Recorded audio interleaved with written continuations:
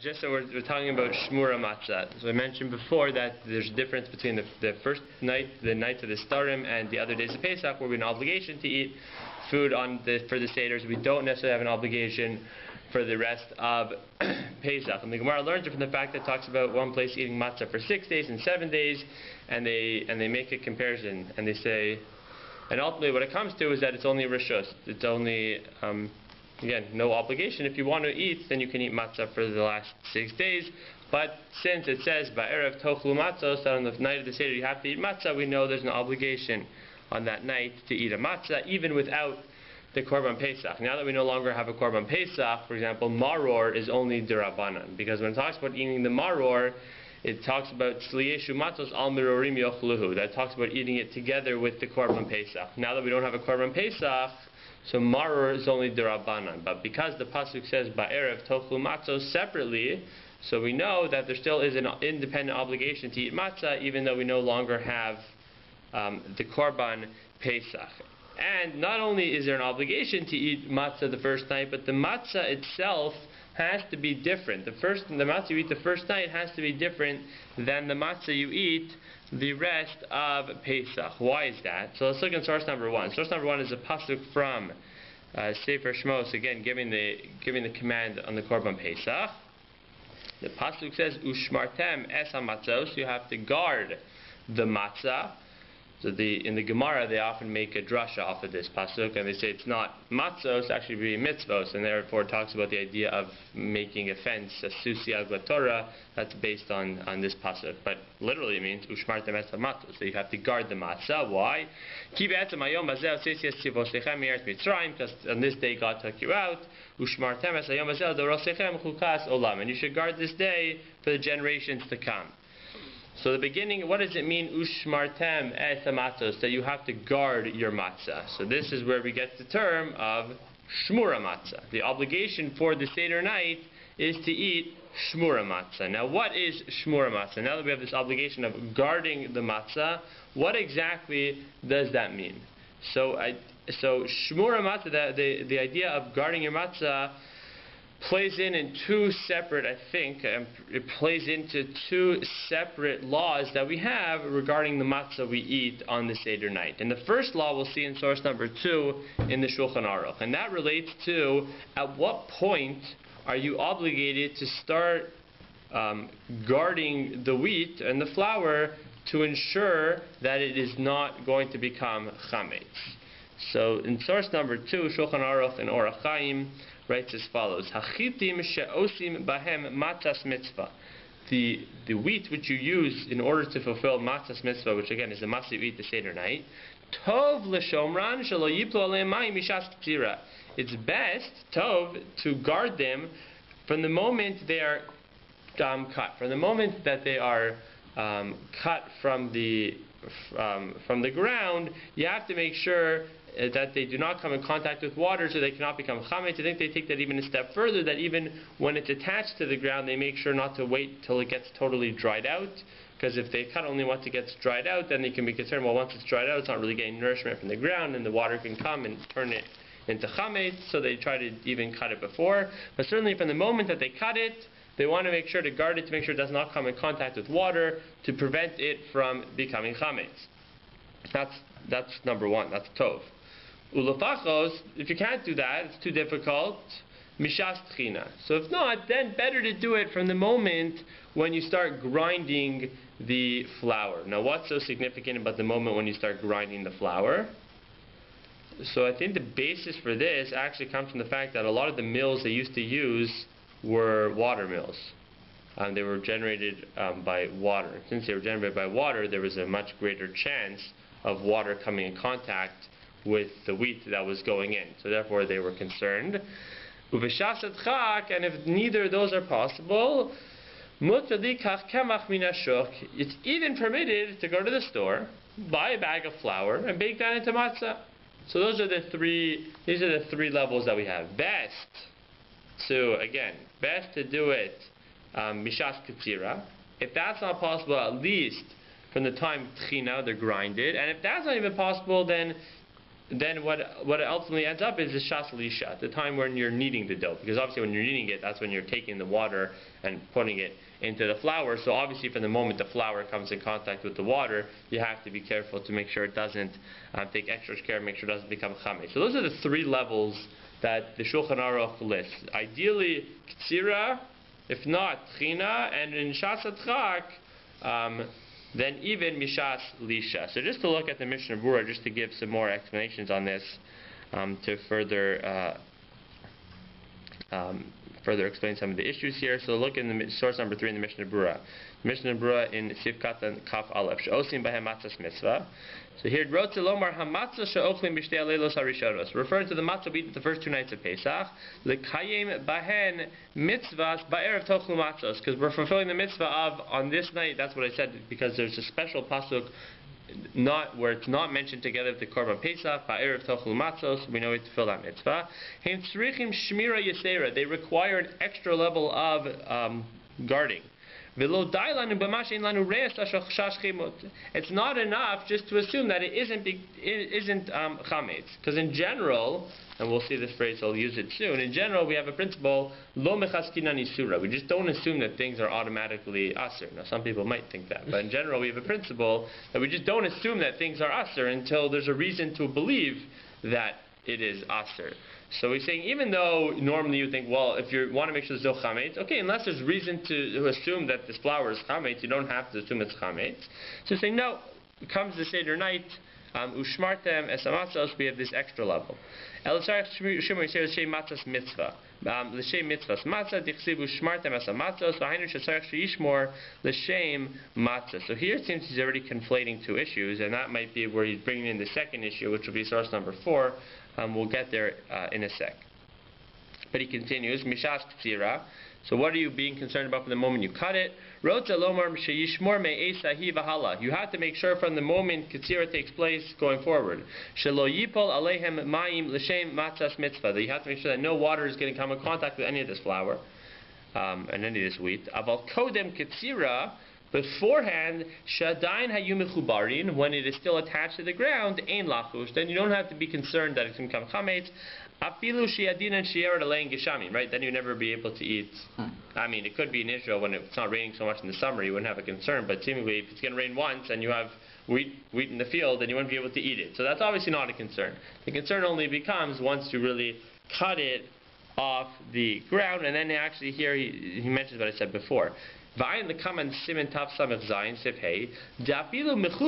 if it's still attached to the ground, if it is totally dried out, it's no longer gaining any nourishment from the ground, it actually can become chametz. If rain falls on them, you want to make sure to cut it before it totally dries out. So that explains shas ktsira. So that's shas ktsira, and if you can't do that, tchina. And then even shas adchak, if it's a really dire situation, you don't have anything else to use, so you can even go to your local grocery store, seemingly, and buy a bag of flour and turn that into matzah. Is that equivalent to Shemura matzah, or just are we already at the different lower level now? No, because I think he's assuming it's still Shemura matzah, because we'll see why. He's going to explain. Let's look at the Mishnah Berurah in Kaf Daled right here. It is still Shemura matzah, because there's an opinion that Shemura matzah only requires this extra shimur from the moment of kneading. So therefore, if you're buying the flour from the grocery store and you bring it home and then start to knead your matzah, it's okay, because from the time of kneading onwards, you're guarding it. So this would still qualify as, it's not shas adchak, you don't need shmur matzah, it's shas adchak, this is considered shmur matzah, because there are opinions that say, milisha va'ilach, it's okay.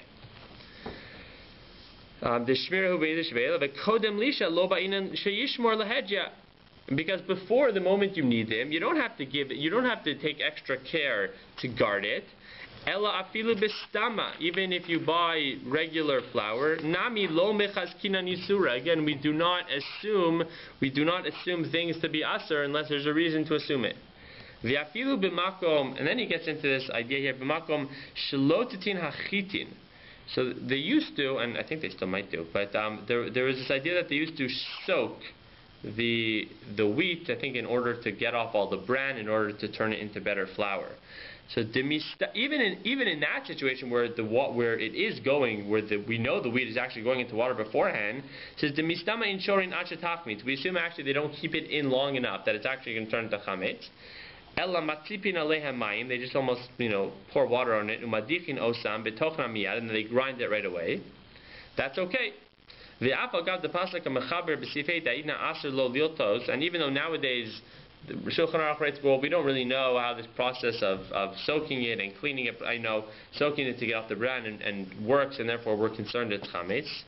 So nevertheless, shani hacha du shasatzak, when in dire situations there's nothing else you can do, then you're allowed to rely on it. And begam shema lo latu elu achitim, perhaps they didn't even do it. But then he continues, the kasvu achronim. This is already the Mishnah Berurah writing, so this is the early 20th century. Where now the minhag is the custom is to wash, like fully wash the chitim, and they keep them in water for a long time. So it's actually forbidden to go to your grocery store and then buy flour and turn it into matza. Even in dire situation where you have nothing else to eat. Because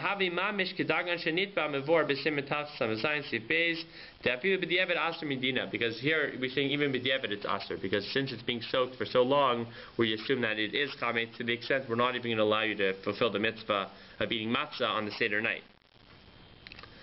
It says v'gara v'afilu kol yemei Pesach aser v'koshken likach mehem lematzas mitzvah.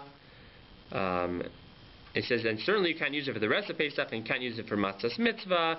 V'yesh harvei poskim Israeli dapilu l'shahos osam v'bayis aser. Some say you can't even have flour in your house, because mishum bal yirah, you're going to violate the prohibition of bal yirah, because you're really considering it to be chametz. So I was looking just to see how they produce flour nowadays, and it seems like they power wash and they do soak the flour before they end up using it. So wasn't able to determine what they actually do when they make matzah. Maybe they produce the flour differently. I'm assuming, because again, Shemura matzah we're going to assume is going to be they're guarding it from shas katsira. So perhaps already from that point they're going to do the whole production differently. I wasn't able to figure that out. What does that mean with a bag of flour? It needs to be sold now? Seemingly, I think the assumption would be that you should sell a bag. Again, it could be, meaning it could be also that production has changed where we don't have the same concerns because maybe now our technology is better and we wouldn't have the same concerns. But yeah, people generally aren't using their flour just to go bake on. Right, nobody uses flour to bake on Pesach. I don't think, right, that's not because, but I don't think we can assume the flour is at that. I think we're concerned that we'll bake too long, we'll turn into chametz, and B, we might be concerned about the flour itself. And then here, just in cafe, when he talks about buying kemach min hashuk, so just at the end, the Mishnah Berurah writes, Kasvu achorin da'af dina in tzarich shimur l'shem matzah. Rak lamatzos shalelos harishona. So it's true, this whole halacha only applies to the matzah the first night. Meaning for the matzah, the rest of Pesach, what's the halacha? As long as there's no reason to assume the flour is chametz, you can use that flour to bake matzah. That's it. Again, lo mechatzkin in isura, we just don't assume that things are aser until there's a reason to believe it's aser. And therefore for the rest of Pesach, the halacha is, as long as there's no reason to assume it's aser, it doesn't need extra care, doesn't need extra guarding. So even though that's the halacha, but as is often the case with Pesach, aval lishari yamim dai kishein b'hem shash chimutz, Yisrael kedoshim heim. Baruch Hashem, we're a holy people. V'nagu laso shimur l'shem matzah b'chol hamatzos. We guard our matzah with all the matzah that we produce. We guard it l'shem matzah mishas tchina ulafachos mishas lisha. We guard everything at least mishas tchina. So again, the highest level was k'tira. So when it comes to everything else, maybe we're not going to be l'chatchila, but even mishas tchina is counts as shmur matzah. So he says people make sure at least mishas tchina to ensure that the flour is guarded. Ulafachos mishas lisha, certainly from the moment that they are needed together. V'ayin l'kamen simin tav samech b'mashe kasavnu bazeh. So this all sums up the first halacha that falls under Shemura Matzah. The first halacha is, at what point do you need to start guarding the matzah? So practically, I think, how does that work? So again, the nowadays, let's assume it's not Shas Chak. So Ktsira versus Tchina. So therefore, the best example, I think the only example is with Machine Matzah, right? All hand matzah is Shmur Matzah. Right? So all hand matzah is Shmur Matzah. The assumption is that that's all being guarded Mishas Ktsira. Now, when it comes to Machine Matzah, you have regular Machine Matzah versus Shmur Matzah. So that's it might be a bit of a misnomer, because even the regular Machine Matzah is still Shmur Matzah. Because I think the distinction is, when it comes to Shmura Machine Matzah, they're guarding that for the time of Ktsira. When it comes to regular, that's from the time of Tchina. But we see from here that even from the time they're grinding it, it's still considered Shmur Matzah. So even though we can call one Shmur Matzah and one not Shmur Matzah, again, that, with respect to this halacha, that might be a bit of a misnomer, which means really that if, I think most people, everyone here use hand matzah Seder night? Anyone use machine? Use machine, okay. But I think what that would mean is that, so it'd probably be better to use machine, what you call Shmura Matzah. Yeah. But if you didn't have that, and you didn't have anything else, I think you, at least according to this halacha, you'd be able to eat regular Shmur Matzah. I'm pretty sure regular machine matzah, because I'm pretty sure even regular machine matzah is all guarded from the time where they grind them together, which would count as Shmur Matzah. But that all falls under part A of Shmur Matzah. Part B of Shmur Matzah is in source number 4, and that is, in addition to from the moment you're guarding it, the question also is who can take part in the process of baking and making the Shmur Matzah. The reason being because there might be a need to have special kavana when you're making this matzah to do it for the purpose of the mitzvah. So therefore, for example, in source number 4, Shulchan Aruch writes in Siman Taf Samech, Ein lashin matzahs mitzvah below ofin osa. So you can't do the kneading of the matzah, nor can you do the baking by who? Al yidei eno Yehudi, a non-Jew can't be involved. Below al yidei cheresh shote v'katan, and not by a cheresh is what we assume to be a deaf mute. A shote is somebody whose intellectual capabilities are mentally disabled perhaps, and a katan is a minor. And the reason is because we assume that all these categories are lacking, in halacha what we call dat, that they're lacking proper knowledge that you need in order to make something for that extra level of the mitzvah. So therefore, not only does Shmur Matzah mean that you need to guard it from a certain point, Shmur Matzah also means you need to have a special intention when you are making this matzah. You need to have special intention to use it for that you're making it for the purpose of the mitzvah you're going to fulfill on the Seder night. So just again look at the Mishnah Berurah to further explain some of the issues here. Mishnah Berurah writes, source number 5, Ein Lashin. So what are the two actions the Shulchan Aruch mentions? He mentions kneading it and he mentions baking. How about the other other parts of the process that go into making this matzah? So he writes Behuad Din Arichas HaMatzah. Really says the whole process of putting together the matzah really has to be done by men or women who are, let's say, over bar or bas mitzvah. Ule'inyan nikor sheminakrin hamatzos. How about with respect to the holes that you make on the matzah? So why do we make holes on matzah? To rise. Right, we make the holes on the matzah to let the steam come out so they don't rise. So how about making the holes on the matzah? Is that an integral part that also needs to be done for the purpose of matzah?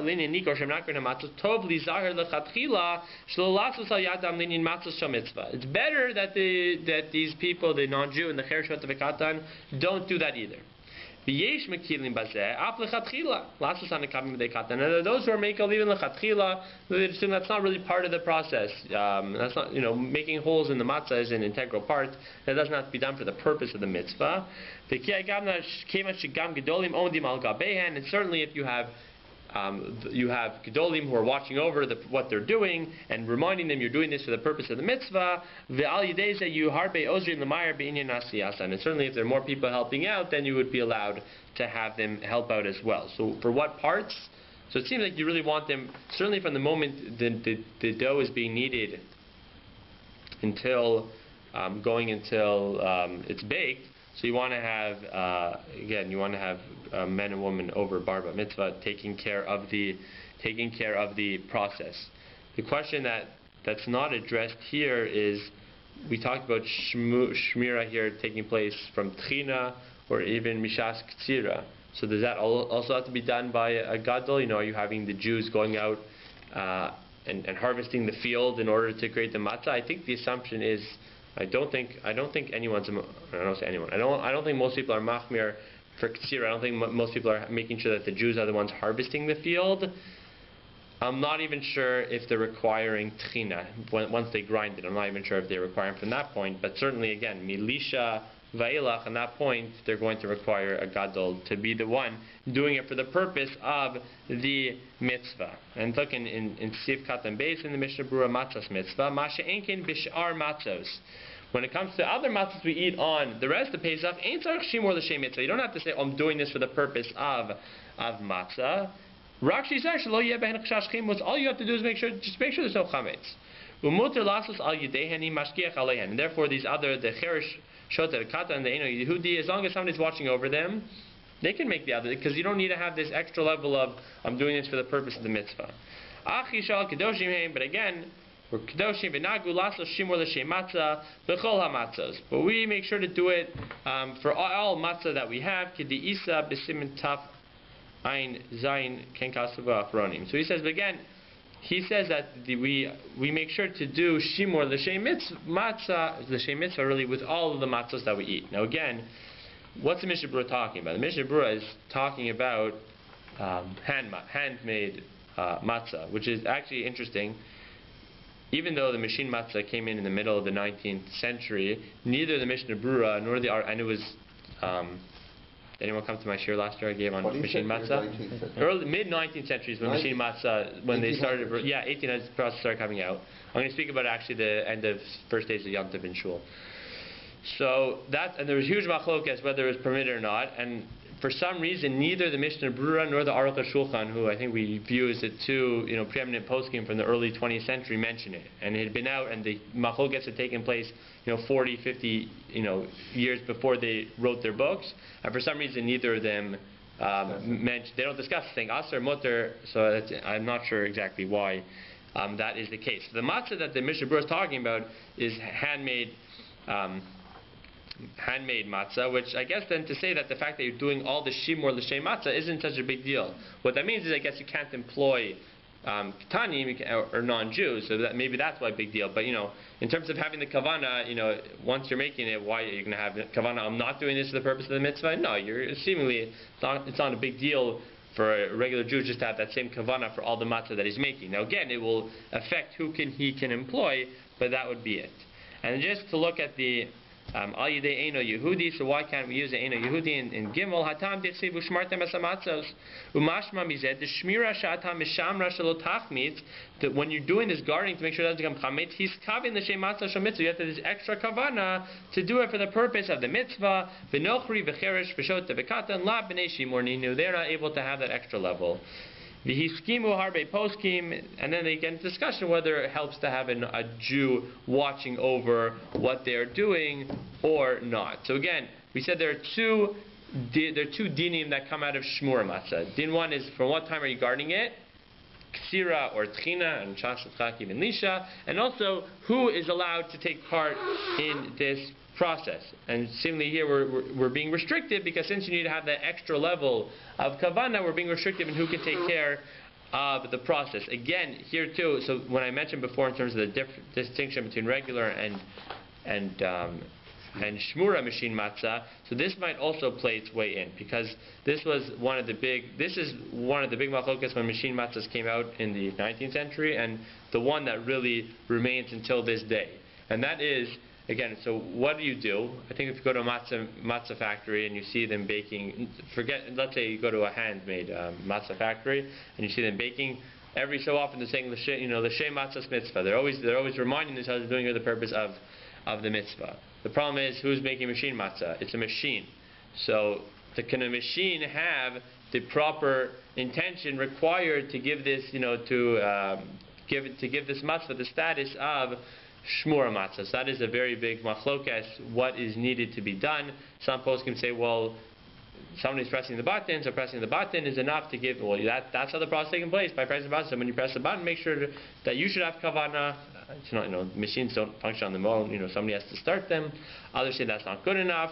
So I'm not sure here as well. I think also when it comes to making Shmura machine matzah, what they might do is, even though everything could be done automatically as part of the machine, they might have somebody physically taking part in the action, at least starting off some of the actions. They might start off by pouring when they mix it together, they might be involved in it, and they might have them involved in different parts of the process, in order that you're not relying necessarily on pushing a button, but you're having somebody taking part in the process as well, and he can have the proper kavanah at that point in order to make the matzah l'shem matzah's mitzvah.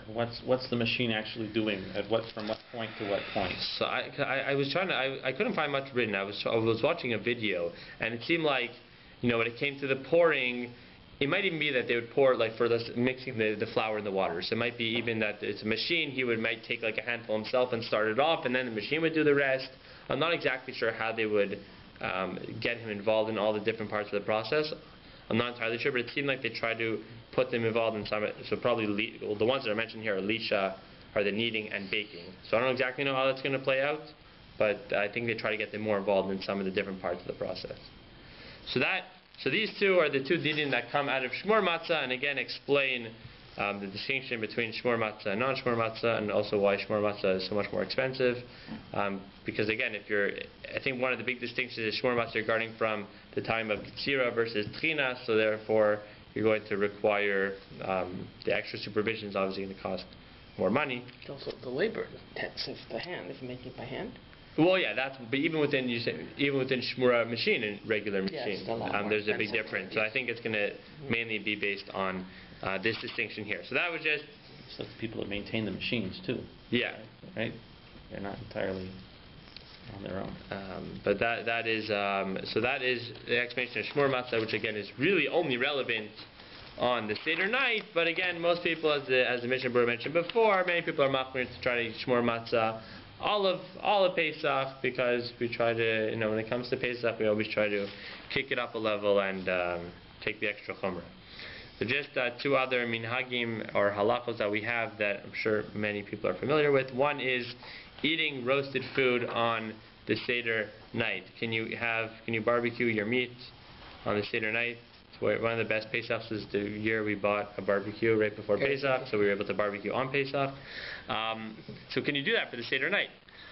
So here the Shulchan Aruch writes, Makom shenagu lechol tzli b'leilei psachim ochlin. Depends on your minhag. If you live in a place which has a minhag to eat roasted food the Seder night, it's okay. Makom shenagu shelo lechol ein ochlin. But if you eat in a place which the minhag is not to eat, then we don't eat. So roasted, what do they mean by roasted? So we'll get there in a sec. Gzeira shema yomru basar pesachu, because we don't want people to think, oh, you're roasting meat, oh, you're still eating the korban Pesach. We don't want people to assume that. But everybody agrees, even if you live in a place which allows you to roast the food, don't roast a full sheep the way you would roast a korban.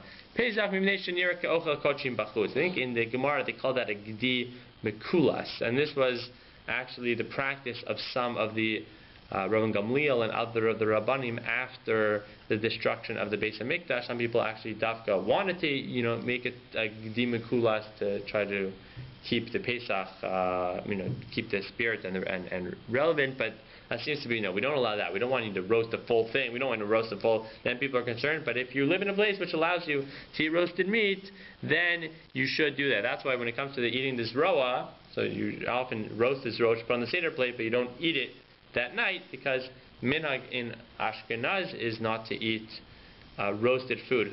I think the Timanim I saw written have the minhag dafka to eat roasted meat on the Seder night.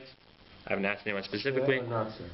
No, I don't know. Because I don't think anybody. I don't know. Truth is, the Timanim I wouldn't know what they would do. But my assumption is that they wouldn't do the full thing. But full thing for sure. Not what I'm saying. It's interesting he says the full thing as compared to set at all. I would have thought don't eat set. So, Yeah. That's not what he said. But he's saying that if your minhag is to eat the tzli for the meat, then it's okay if you live in that place. But don't go all the way, because then people are really going to think it's the Korban Pesach. And then what does this apply to? So if you go to Sif Beis right there, afilu basar egel va'ov. You can only bring a Korban Pesach from a sheep. And a goat. Now I'm confused with the psukim. Certainly a sheep. I'm not sure about a goat. Maybe only a sheep. But this minhag here of not eating roasted food. Minhag yizim tikato, right? So I think it's both, right? So even though so you can only bring that. You can't have a chicken Korban Pesach. You can't have a cow Korban Pesach. But here what the Shulchan Aruch is writing is that no, we're still concerned. We don't want you anything which requires shchita. You are not allowed to roast on the Seder night. Again, I guess it all looks the same. Once it's dead, once it's dead and roasted, you think, oh, why do you have roasted meat? Oh, you're eating the Korban Pesach. Oh, we don't know that. I didn't know we do that anymore. And therefore, they don't allow it to do anything which requires shchita. Which means, what doesn't that include? Theoretically, if you want roasted fish, that's okay. Roasted egg is okay, and obviously roasted vegetables would be okay. Nobody's going to think roasted vegetables are Korban Pesach, so there's nothing inherently wrong with roasting. It's just roasting an animal which is going to resemble the Korban Pesach. There seems to be a machlokes between the Mishnah Berurah and the Aruch HaShulchan. What is the status of pot roast? Pot roast, if I understand correctly, is when you don't cook it in sauce and you cook the meat in a pan and then you let it almost cook in its own juices that come out of it. Am I correct? You don't know what pot roast is? But that's what I read. That's what seems to be.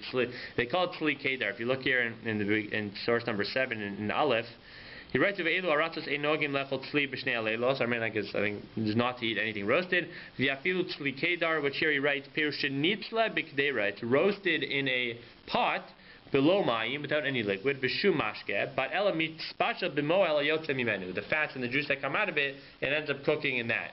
So here, Mishnah Berurah writes, you can't use the pot roast. The Aruch HaShulchan writes, you can use a pot roast, considering nobody here knows what pot roast is. That probably isn't so relevant.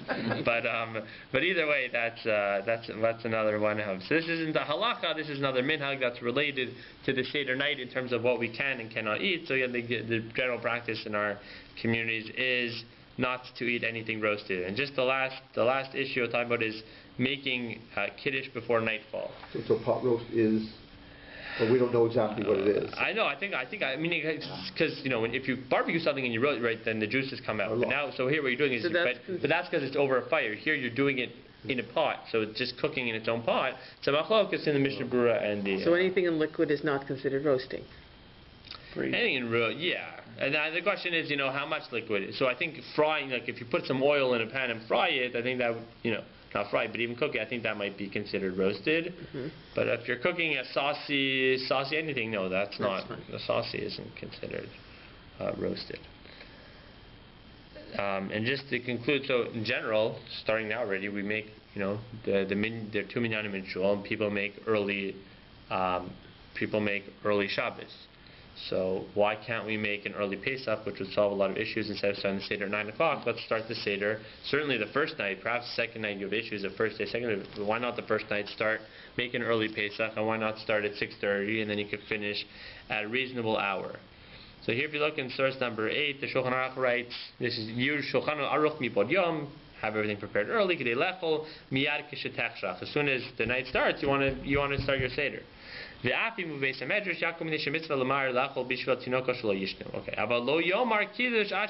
You're not allowed to make kiddush until it gets dark. Why not? Why are we more concerned on Pesach than on regular Shabbos? Because the mitzvah happened the next day. So but I think the reason is because the Torah uses the phrase ba'erev. Since it specifically states ba'erev, we require it to be at night. So Ratzalomar delo tema, don't say kevan shemitzvah lemaher. This is in source number 9. Yatchil hakiddush v'haggadah mibod yom. Don't think you can start doing kiddush and haggadah from earlier in the day. Kimoshe matzinu b'Shabbos v'Yom Tov sheyachol lehosif mechol al hakodesh. Right, that's what you can do on regular Shabbos and on Sam Yom Novim. V'chanal b'simin reish samech zayin. Kamashman delegabe Pesach eno kain. So why not? Lefi she'achilas matzah hukshu lePesach. Shenemar al matzah sumurim yochluhu uPesach eno nechal el b'layla. So what I told you before is incorrect. So what he's using here is as follows. We compare the mitzvah of matzah to Pesach. And since the Pesach has to be eaten at night, so too the matzah has to be eaten at night. So he hasn't really addressed our question yet. Because can we start with Magid? Exactly. So that's a great question. So why? So the question is, what should you be? What? So I understand the connection between matzah and Pesach. So therefore, matzah has to be done. You'd say at night. Perhaps you'd even go to include maybe all the mitzvahs d'oraisa. So what are the mitzvahs d'oraisa on Pesach? Pesach matzah. Well, nowadays matzah. And Sipur Yitzias Mitzrayim also. So maybe you'll say even maybe by the time of Magid, it should, maybe that has to be night. But even so, then that will give you 10 minutes, at least get started. You could maybe do Kiddush, which is the Rabbanan and Yontiv, and you can do Karpas and do everything else. And then once Magid starts, be ready to start nightfall. But here we're saying, no, you can't even do that. So why not? So here, if you go, the Mishnah Berurah explains, the Kiddush tzarich lios b'shas haruya l'matzah. The Kiddush has to be done at a moment where it's possible to eat matzah. Why is that the case? It doesn't explain it clearly here, but I think I saw in other places. It's based on the principle of ein Kiddush el b'makom suda. You need to eat. So generally, what they mean is that you make Kiddush in the place where you have your meal. But we're taking that to mean is a step further. That ein Kiddush el b'makom suda means you can only make Kiddush at a time where it would have been possible for you to eat your meal. And since mibod yom, before nightfall, it would be impossible for you to have eaten the matzah at that point, so therefore your kiddush also fails. You don't meet the requirement of kiddush b'makom suda, and therefore you cannot start early. And you can say v'ot the kosher kiddush hu echad me'arba kosos v'kul hu basar hagad matzah sumar or geriri. That's also this. Depends on, if you're at the Shabbos Haggadah Drasha yesterday, part of what Rabbi Krok was talking about, what's the function of the arba kosas? One is, there's an idea of drinking it and showing cherus. There's another part about whenever you want to make something more important, you do it a la kos. Right?